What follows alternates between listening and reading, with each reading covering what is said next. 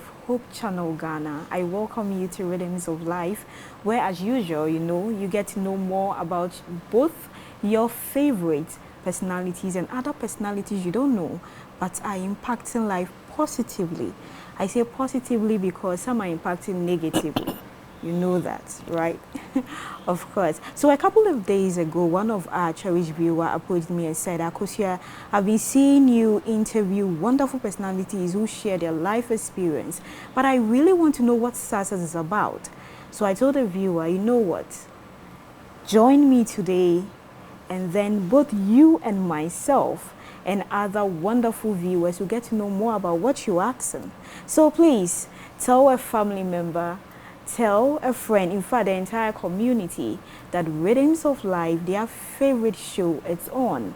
So they can watch us on both Facebook or YouTube if they are not at home, or can download the Hope Channel app on both the Play Store or App Store, and then drop your comments or questions at the comment section for us, or send it to us through our WhatsApp line 0559 680066, and I'm going to read it all out for you. My name is Nana Akusia Boache. Yes, and I welcome you once again to Rhythms of Life. So today, our personality or guests, let me sit properly. I hope you get what is happening. Yes, is one of our renowned elder Dr. Ernest Ansah. He's a father to all. I say that because he knows it. He's a father to all. Elder. Yes, my dear. How are you faring, please? Oh, I'm all right. Thank you. Thank you so much. Yeah. And the family? Oh, they are all fine. We all doing well. We thank by His God. grace. I hope coming here you didn't find any difficulties. No, because I worship here every Sabbath, so coming here was just easy. We left home on time, so you got here on time. No problem. He's very time conscious. Yeah. When you're dealing with people like that, you have to be very careful with that. That's one thing at least you've learned. All right, so moving on, elder. Yes, when you mention doctor, put the elder aside a bit. Dr. Ernest Ansah. What comes to most minds is Data Link University. People know him that he is the founder. Why am I even telling you more just? But people barely know who you really are. So tell us, who is Dr. Ernest Ansah? I would rather you bring the elder first before the doctor. Honestly. He wants that, so let me take it again. So who is Elder Dr. Ernest Ansah? Okay. Elder Ansah was born in KJB in the Volta region. My mom is from Adan and my father is from Pando in the Volta region. I school in Kofrodia and then in Accra here. And then I briefly went to the army for a while. Hey. And then don't go there. No, you will. He doesn't want us to go, but we will. And then eventually I ended up in Nigeria and in the UK.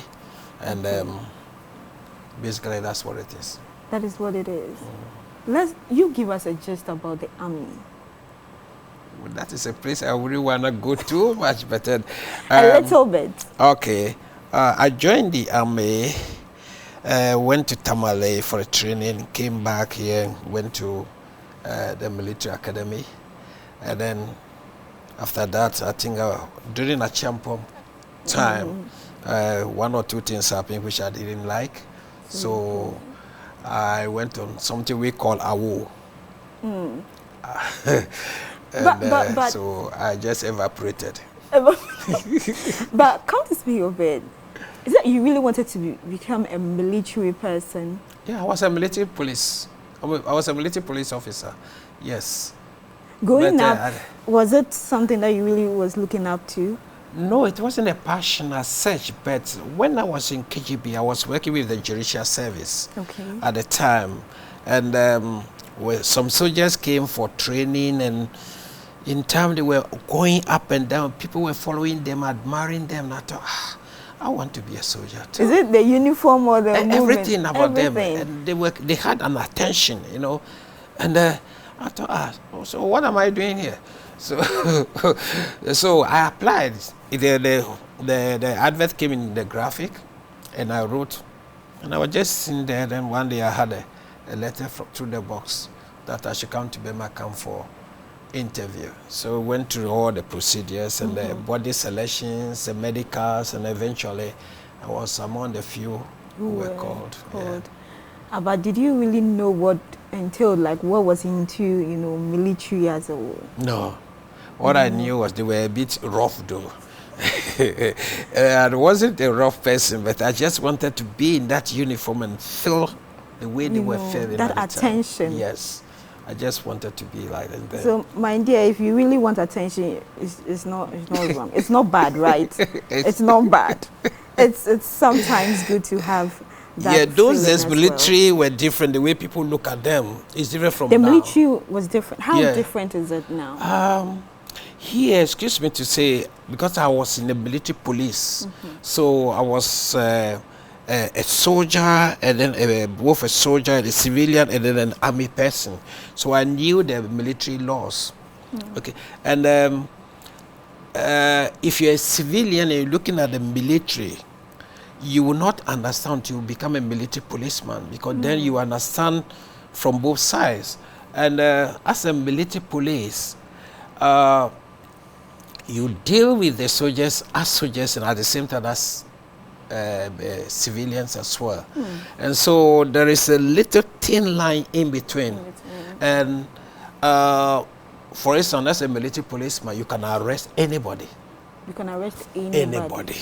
You can, and the places of no-go area, out of bounds, is inbound for you, the military policeman. Oh. It doesn't matter whether it is a civilian area or military area. You can go there. Okay.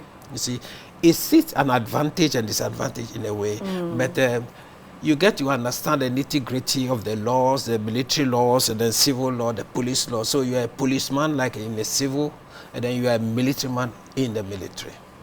Did it have any impact in your life? Yes, it did. When I came back from training, in the army, they break you down and then rebuild you to think in a different way. They'll tell you are going to draw out. Yes. And I remember when I came back, and those days my mother was at KJB and they were selling kerosene. She was smuggling kerosene across the mountain to Togoland to sell. And honestly, that was what was paying my school fees.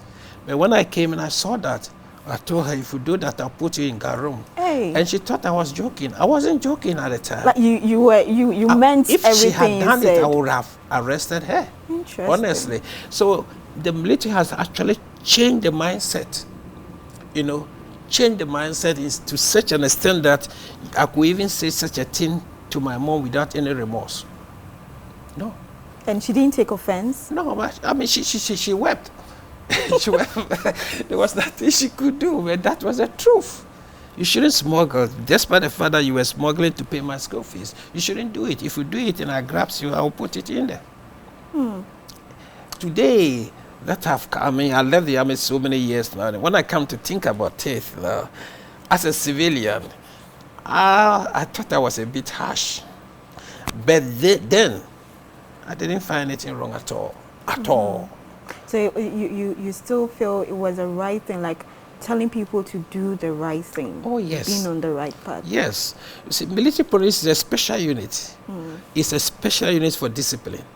Is that what accounted to the fact that you joined out of the military when you realized that one or two things you were talking about? Yes. Few things happened, especially during Kutu's Ike Achampon's regime. Few things happened, and I was actually I was with Ike Achampo in the room when the coup started. Okay. In the afternoon, it was an palace coup. Okay. So no, it wasn't rough kind of aggressive thing. No. Achampo was there when the FWK Akufo came in, and then Commodore Abedowe came in one by one, then Kote came in one by one. So they were coming in one by one, and then other things happened in the office there before announcement was made. Yeah, which was not so good for You wouldn't want to see, or because you see a head of state being, I mean, more treated, so to speak, in that way. It was such a bad, sad thing, and I really felt it. You can even see from hear from my voice now. It wasn't so. Look, it still has this kind of. Yes, it's been many years, but still it has an impact on me. And I thought this is not a place for me to be. I totally left the military. Yeah. Right. It's you see. Sometimes it happens like that when you go through issues in life. It has a toll on you. Like somebody who has been raped before might live forever with that. But Elder, you spoke of your mom, using that to pay your fees, the smuggling of kerosene to pay your fees. Were your family an Adventist? No, not at all. I never heard of even Adventism at that time. I became an Adventist when I went to England in 1986. I think so, 86, 87, that's when I got baptized. Okay. Were you the only child, or you had siblings? No, I had 3 others, but I lost 2, so I'm left with 1. You're the eldest? Yes. Oh, okay. I now understand why your mom worked. But what my mom was doing at the time, she was actually trading, but this kind of crazy was once in a while when these Kotokole people, whenever they came from Togo through the mountains, when they were going, she would give some gallons of kerosene for them. So she was not carrying it, but she was doing it indirectly. So I had to tell her that that is a no-go area. What denomination were you before the Adventists? Well, I was baptized as a Roman Catholic. My mom, Pentecostal. My dad was Roman Catholic as well. Then eventually my dad went to Mozambique Christo Church, so we got baptized there as well. Hey. Yes, then I got baptized in the Church of Pentecost as well. And then when I went to Nigeria, I was with Deeper Life Christian Ministry. Pastor Kumoyi, I'm sure he's still alive.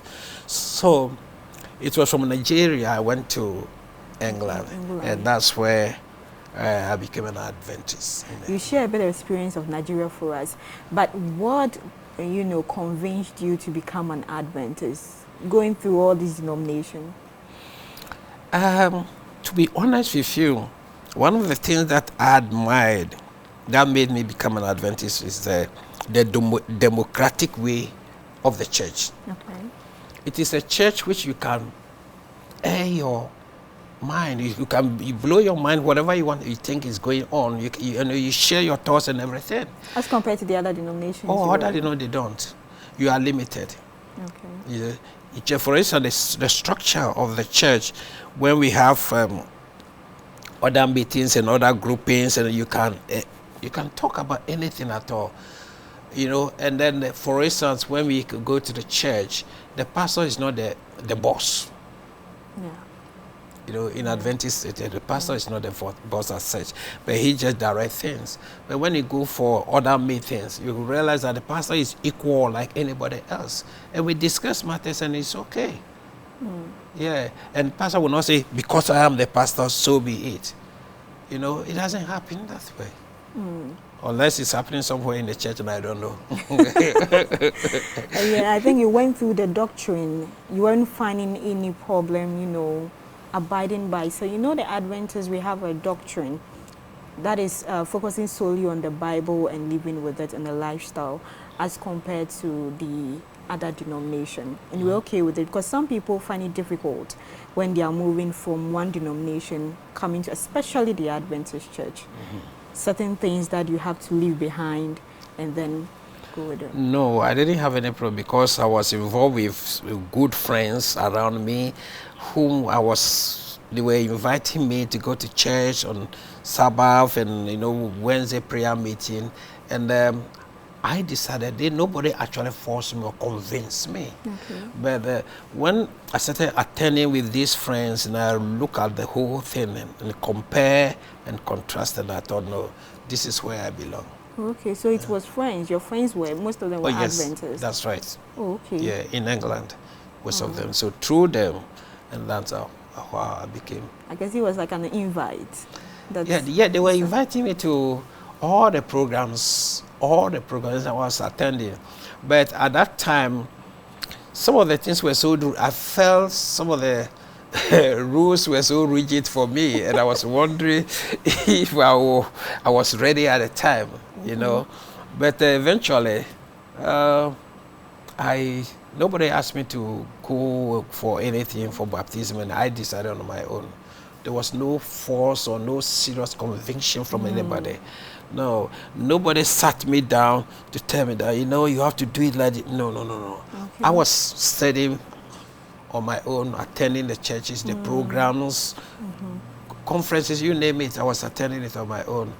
And so when I made that move, all my good friends were shocked. They never knew.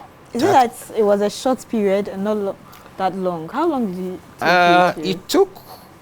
It took about 6 months. Okay. Yeah, it took about 6 months. But I was involved with them being in the church, but not necessarily in the church activity because I was not a member at the time. But I was with them. Wherever they were going, I was going. Oh, okay. It was good. They were inviting me left, right, and center. Yes, and I was enjoying it. Because in England, I was alone. You know, I didn't know anybody as such. When I came to England, I didn't know anybody. I was on my own. So they were family. You see, and so I was just going with them, and I thought. But what actually took you to England, moving from Nigeria to England? I went to England to study. Okay. That was the main thing. First, I wanted to be an optician, and I studied a little bit, and I dropped it. And I wanted to be a surgeon, and I went, studied a little bit. Isn't that so? That time you still did, someone would say, I'm still finding myself. Yeah, that's right, because the military things was still on my mind, and I was not myself. Okay. So I was trying everything, anything. And then I realized that maybe I should try to be self-employed. Okay, so I went to the hotel business. That is a car business. And I was doing something we call chauffeuring.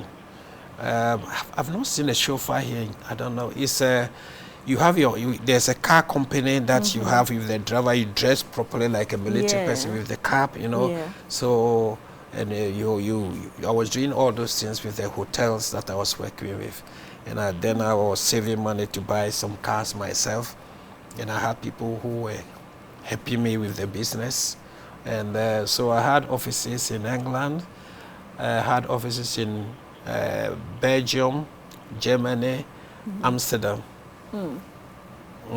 Yeah, so I was going from city to city at the time. So with this study small, let's go down to your education. You know, growing up, where did you start schooling?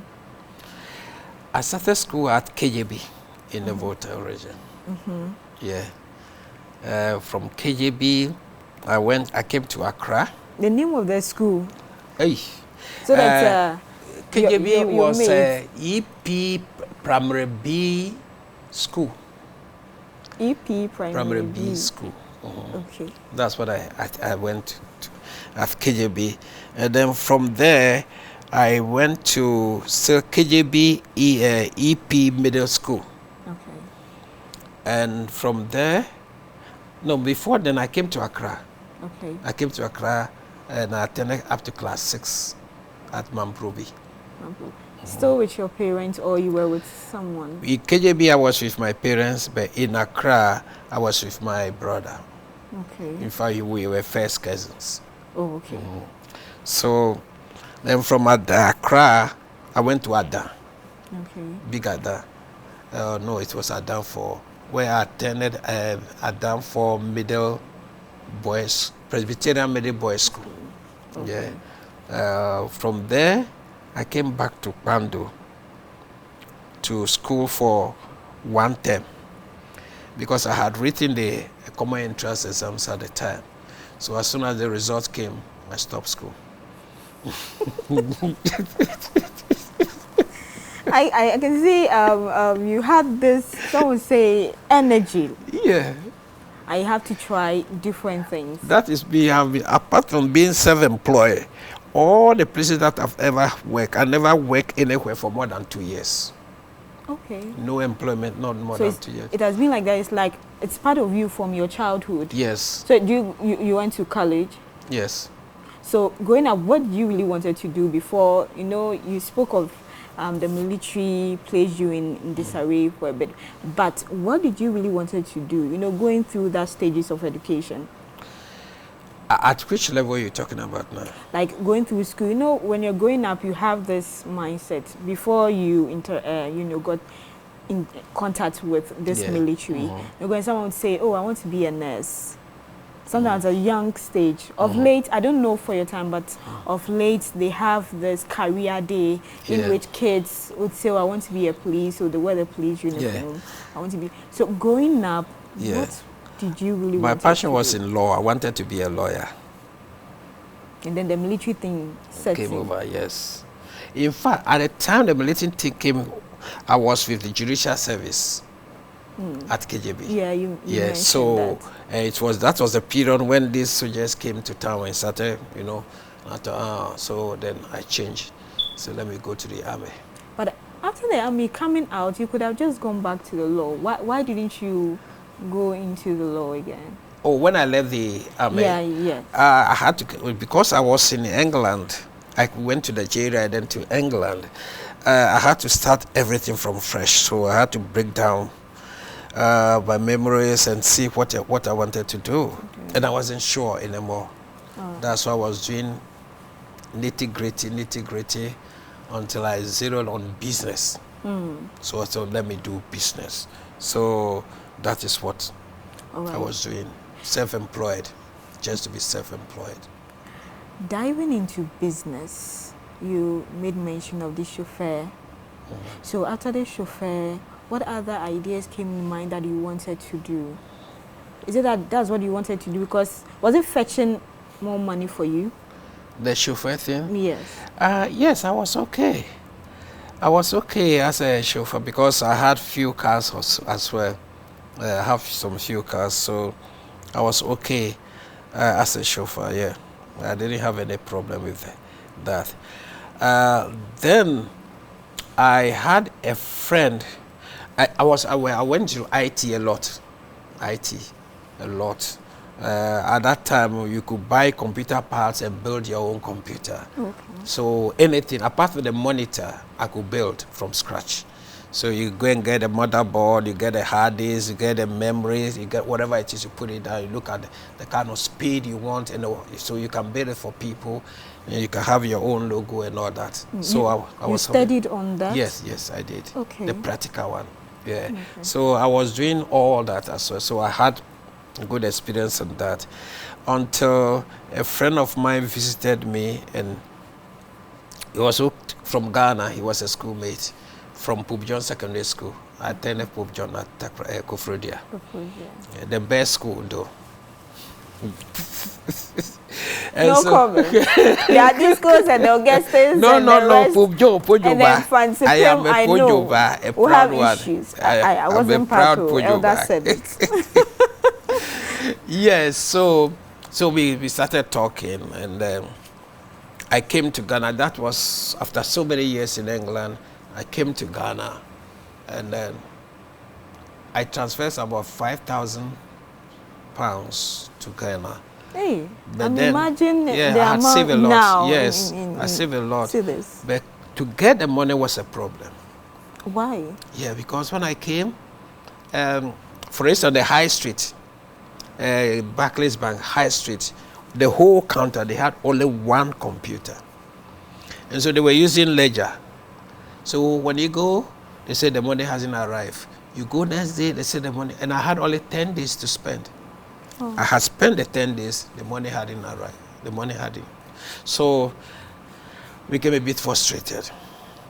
So I think I got the money on the 12th day. So when I got the money, I did whatever I wanted to do with the money, and I went back. So when I went back, I told my wife, Ingrid, what I've seen in Ghana, we need to help Ghana in IT. So that is how the whole idea started from. Okay. So unless you want me to continue with that. Oh, IT yes. part. You Okay. want to know. But So- how old were you then? Oh, if you talk about age, I'll get confused now, honestly. I think I was in my 40s. In your 40s? Okay. So my wife agreed. She supported me with that idea. I know our viewers want to know how you even met your wife. And don't worry, Okay, we'll go yeah. into that marriage side. Let's deal with the business part first. We'll Okay, do that. all right, then we can come to the marriage, no problem. Yeah. Yeah, so I did a whole lot of courses in few places in England, with some universities. My wife also did the same thing. So we're thinking, how do we help Ghana with those things? So we contacted a whole lot of people who we knew at that time in a few of the universities, and we were able to gather up to 8,000 computers from these universities. We bought some were also given to us for free. So we put them in a container, and we brought them to Ghana, and then we had a place where we have to put them together and get them sorted out so that we know that they are working. Those that are not working, we use them as parts. So then from there, we started contacting the secondary schools. It's now the SAS, is it? SHS, senior high school. Yeah. Yes. Secondary schools, maybe my days. And so we did that, those things, and eventually started supplying the computers to the schools for free. For free? Yes, madam. For free? 40 computers to every institute in Ghana for free. And at that time, we had 127 secondary schools from Kita to Boko. Each one had 35 to 40 computers for free. For the exception of Takoradi Secondary College, I think, yeah, they had about 60. Yeah, other than that, because they had the rooms to accommodate. But other than that, all the schools had it for free. 35 to 40 on the average. Were you that rich? I know you said you bought some and then getting Yeah. some, but were you that rich?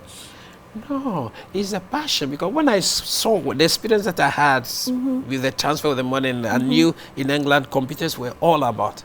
And in Ghana at the time, I mean, it was sad. So we brought it in, and then we set up an internet cafe. Those days we had internet cafe. Yes. Yes. So we set up internet cafe, and guess what? The first one was in Burma camp. Because once a military man, always a military man. We set it up in Burma camp and some other places. Yeah. And so that's how it went. But with the secondary schools, what we did was we would go there. Those days they had a lot of classrooms dilapidated. We're there, they were not using the classrooms. So we go to, let's say we go to St. Louis or Osa82 or St. Mary's, whatever secondary school, and then we said, you have a classroom, we can supply computers. If you can give us a classroom, we'll furnish it, and then we'll give the computers to you to use. And so that has been the arrangement. So let's say a school, which school did you attend? St. Monica's. Okay. So St. Monica's, we went to St. Monica's, that's what I'm saying, I'm telling you this on authority. Okay, so we came to St. Monica's. We said, do you have a classroom? Then he said, yeah, they show us a classroom. So we went, we said, okay, we can do this, we can change the louvers, we can put a fan and all those. We painted the place. We've provided our own tables and chairs. It's not only the computers. No, to St. Monica's. Let me go straight to St. Monica's now. We've provided tables and chairs. Whoa. We had a carpenter in Kumasi who was giving us these things, doing it for us. And so we had about 40 tables and 40 chairs, 20 tables, it's a long table, and then the chairs. We put in the fan, we painted those places, and then we put in the computers. And then we had our own person whom we would have trained at the time to be the tutor. So they had computer IT on their timetable. You can go and check the records. They had it on their timetable. So I think once in a week or every week, whatever it is, there's a computer classes. So we go. So we're going through the whole school. Big busy. We're bigger schools than the. That's one. We had the biggest school was probably it was Kumasi. I think it was St. Louis, and so we had to get them a whole 2 classrooms. Yeah. So that's how it started. You know, I'm just I'm just amazed, you know, and I hope you understand, because I know our viewers can relate to the fact that in this current era it will be very difficult to hear this. So hearing this from you, Elder, is just amazing. Probably you are in St. Augustine's or at this school or something like this has happened before in your school. Do you remember the year this happened? It was we started 1993. We started 1993. True. So all this, like I was saying, from Kita right down to Boko. But the sad thing is, when we got to Boko, there was a war. So when we left the computers, and they just took to our heels. So with Boku, we did not teach. We did not give them any tuition or anything. We just left the computers. And left. But all the secondary school at the time, 127, like I said, at the time, yes, each had 35 to 40 with tables and chairs. But a school like in the Volta region, Kitabusco, Kita Business College, they had their own tables and chairs. Okay. So we only provided the computers and then the tutors. And then I think we built a library for them. Okay. And then they didn't have, well, we built a toilet facilities for them as well. That is Kitabusco at Kita. Other schools, we give them textbooks. And some other schools also, we give them jerseys. Okay. Jersey, we know, for football jerseys and a track suit. Yeah, we supply all those things as well to the schools. Yes.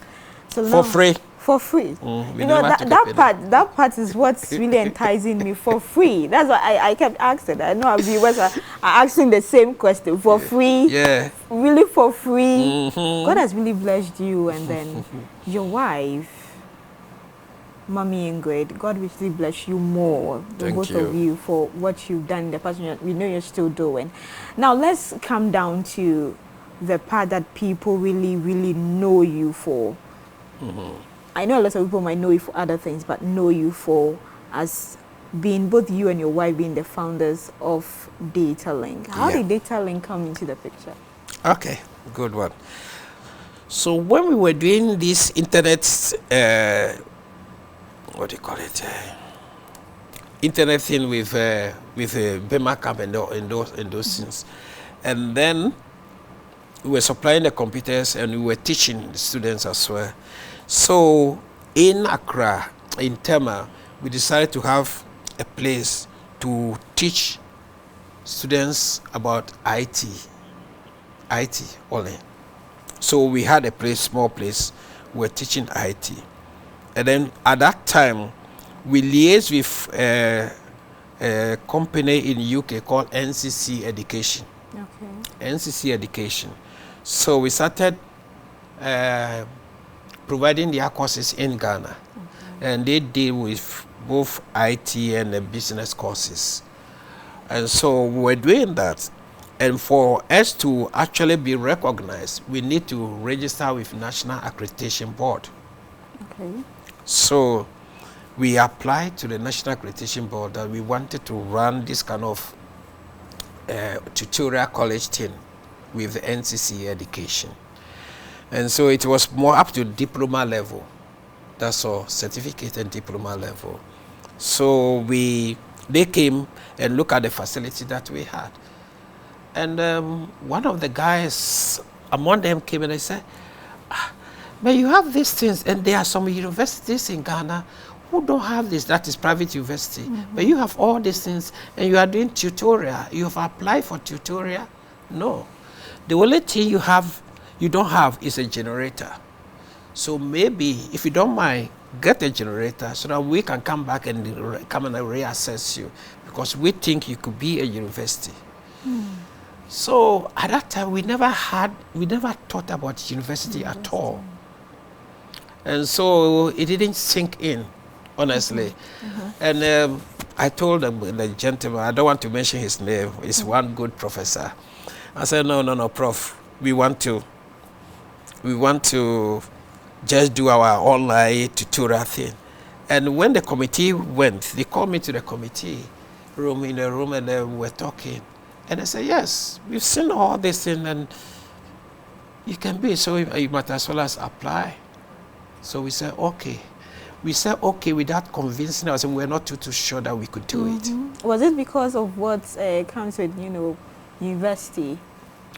Yeah, because at the time, we were just doing things free to help people, and we did not even think we qualified to run as a university. Was it because until they came and everything.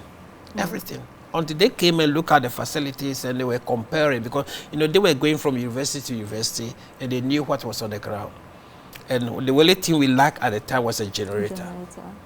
So they gave us, I think, 2-3 weeks, and within 2-3 weeks we were able to get a generator. So when they came and saw everything, then we had the faculty as well. We have the lectures and everything there.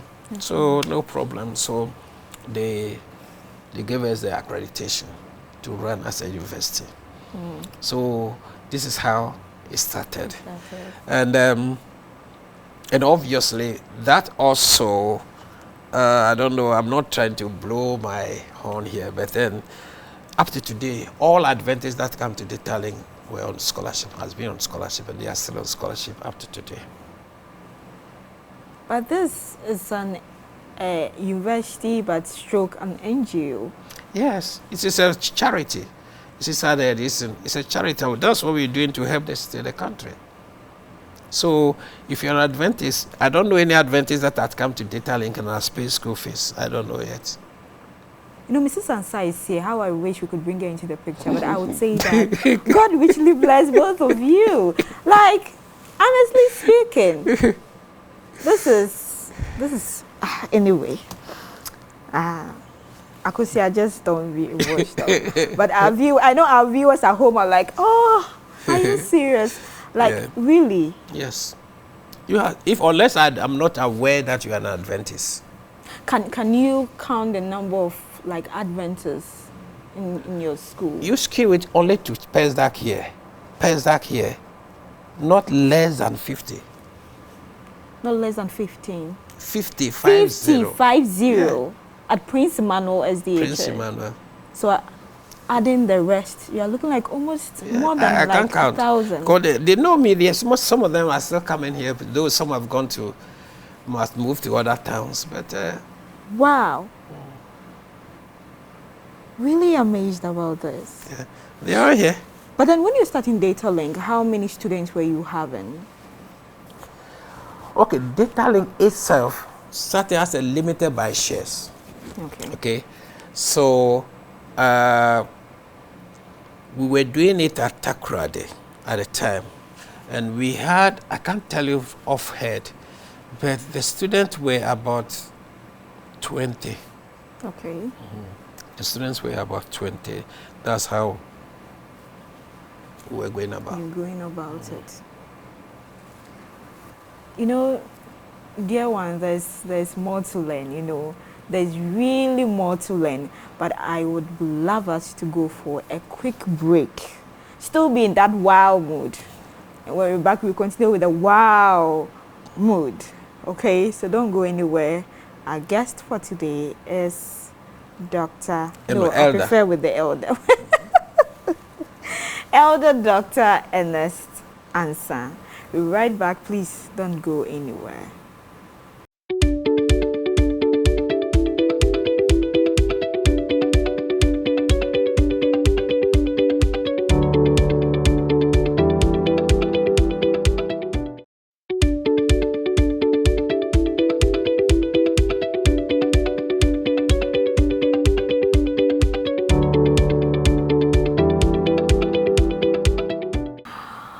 Welcome back from the break. If you just joined us, Rhythms of Life, and our special personality or guest for today is Elder Dr. Ernest Ansah. If you just joined, I'm sorry, you've not missed a lot though. There's still more to learn, but then you can still re-watch again. But we're moving on because time is not on our side.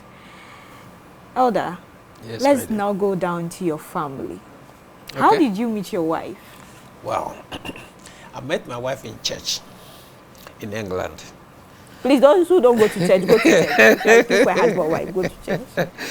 I met her in church at Walthamstow Church. We call it Boundary Road. That's the name of the church, Boundary Road. And they were coming. They were a group of ladies. Usually, I think what they were doing was about 3 or 4 of them. They were visiting church from church to church, church to church. And so I was looking at her, and she, I don't know, one thing led to the other. And then, what attracted you to her?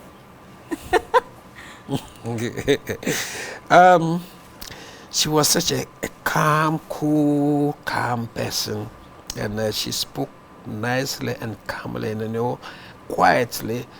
You can read that there's something special about this particular woman.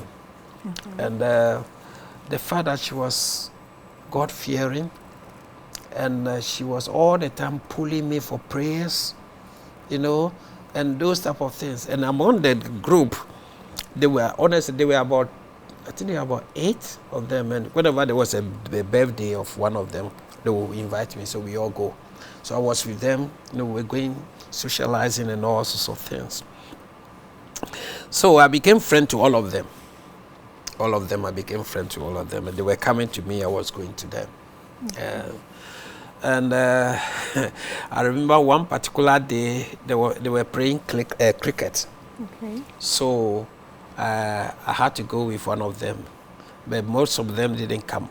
And I think Ingrid came up. So we drove to the cricket ground. It was a church activity. So we drove to the cricket ground, and then by which time we were just friends for, God knows, for so many months. And the idea of dating never came to my mind, honestly. Okay. Never came to my mind. You just saw her as a friend at that time? Not all of them as friends. Okay. But then, when we were going to the cricket ground, there was a gate. And I just quickly went there to open the gate for her. And she went in, and I stood at the back, and looking at her, I thought, wow, this one, why not? That was when the idea first came into mind. Okay. And so we went and we watched the cricket, and we came back home. So I started thinking about dating her. Dating. Okay, so how long did the dating take? 2 years, we dated for 2 years, because she has to put me through the grill a lot to make sure that I was okay for the job. So my able gentlemen, I hope now you understand. When the young ladies are drilling you, it's for a good reason. I know Yes. mommy and auntie, Mrs. Ingrid Ansah will agree to that. It's good. It was 2 years before we got married. Yes, sure, and I know she was praying more about it too as well. Yes. So I understand. So how long have you been married? 27, I think. We're married 94. We got Oh, married okay. So 94, so 28. Yeah, 28. Yes, 1994, 28, Yeah. 28, 29, yes. We've been Yes. married. Wow, almost 3 decades. How was, the marriage being the ups and all that? How do both of you, go about this whole thing? She is from Guyana in South America, Okay. and I'm from Ghana. Because we met in England, we were in a neutral ground, okay? So we never had any problem at all. There was nothing like mother-in-law, father-in-law, brother-in-law, nothing. She came on her own, I came on my own. So just all of us, the 2 of us in England. So we didn't have a problem. We live in England for almost 20 years or so. Okay. I came back to Ghana 2000, and she followed it thereafter. But it has been good. It has been good. It has been good. It has been good. And you have how many kids? 2. We have 2 boys. 2 boys. Oh wow, I know they are going to learn from daddy. A lot from daddy. All right, Elder, our time is almost up. But I see most of the youth today, most of us are just focused on being successful. Even if I say successful, I'm just being, I'm here because of our viewer who mentioned how does it take to be successful? What does it mean to be successful? Like that focus of being, successful and all that. What advice will you give to the youth? What I would say is get rich quick shouldn't be what you should be going for. Look for what you can give to society. You don't necessarily have to think of what you want to get back. But I can assure you that when you give, you will get. And you give, you get. And there's more time. So you don't rush. Take your time. Whatever you want to do it and do it well. And then the results will be very fruitful to you. Have you ever had any regrets in life so far? Regrets for what I have done? Like, yes, your whole life. Has there been a point that you've regretted something? Oh, yes, I've had some few regrets. Yes. But there are regrets which I couldn't control. Okay. If I could control, maybe it would have been much more very serious to me. But then, few things, some decisions that I made, which I knew I shouldn't have. Yes, but you want me to go into those ones? So speaking on the regrets, which will be probably your last question, what advice would you give the youth, or if advice with the success and all that to give in part? Some things they shouldn't even try, so that they might regret in future, especially the ones they can control. Okay. I would just tell the youth that as I see it down here, they have this notion of get rich quick, and they want to dress in a particular style. They want to attract attention, and I think the youth are trying to bite more than they can chew. And I think in all this, if you put God first and you manage your time, your studies, what you want to do from day one, be more resolute. This is what I want to be. Don't go round like I did until I came to this stage, but be more focused on what you really want to do. Just keep praying about it. Don't let the wind blow you left, right, and center. And then I am sure with Christ in the boat will never sink. You will never regret it. Okay. What I'm doing now, I take passion in it. It's my passion. It's my wife's passion. We love doing it. People come to us, they can't pay school fees. We write it off. And it's still passion. I go wherever I go and I meet people say, you don't know me. I said, no. Oh, you remember you did this? You know, and that I feel so satisfied. And one thing people don't know is during graduation, when they are coming around and I have to shake them, when I look at them, their face, I shed tears, tears of joy. Yeah. And I said to myself, yes, at least. And they appreciate. All my students appreciate what they get from the talent. They all appreciate it. Of course, they will. Yes. They will. Elder is an elder. I know that most Christians will understand. Elder and his wife, because since he is an elder, his wife is also an elder. So both of them are elders indeed. Yes, they are really doing the work of God. Your favorite hymn, and then we go. 3, 2, 1. Which My is? Jesus, I love you. Jesus, I love you. I know. Elder has a good voice. Don't let him sing. He has a good voice. Yes, so we ended the conversation, but I want to say one last thing. Yes, I didn't ask Elder because I want to talk about it. And the more reason why I'm saying that he and his wife are really elders indeed. He's a peacemaker and he's a loving dad. So I hope now you understand why I say he's a father to all at the beginning of our conversation. A peacemaker because Pando had their own issues of chieftaincy. An elder in 2020, that's on the 6th of March, Ghana Day, he settled that issue of chieftaincy issue, being the chairman of one beautiful elite forum. That's Akpeni, right? Is it Akpeni? How did you get to know this? Akpeni Elite Forum, yes, to settle that issue. And you and I know it's not easy to settle chieftains. Look at what's happening in Boko. So for him being a chairman and organizing people to settle that speaks a lot about him and his wife. And I know that you've come to appreciate who he and his wife is, and I appreciate that a lot. The more reason why I brought him to Rhythms of Life.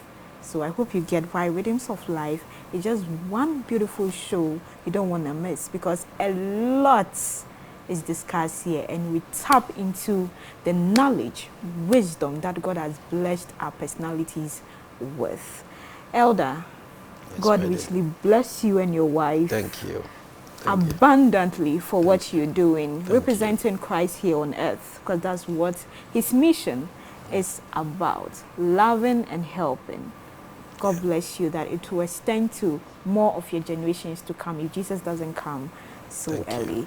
And to you, my viewer, God richly bless you that you always make time to watch Rhythms of Life. Let's go out there and impact lives with the little resources we have. We don't have to wait till we have large as Christians. With Hope Channel, it's more of what Christ wants us to do. My name is Nana Akusia Boache. Until we meet again, may God richly bless you. Stay safe and humble.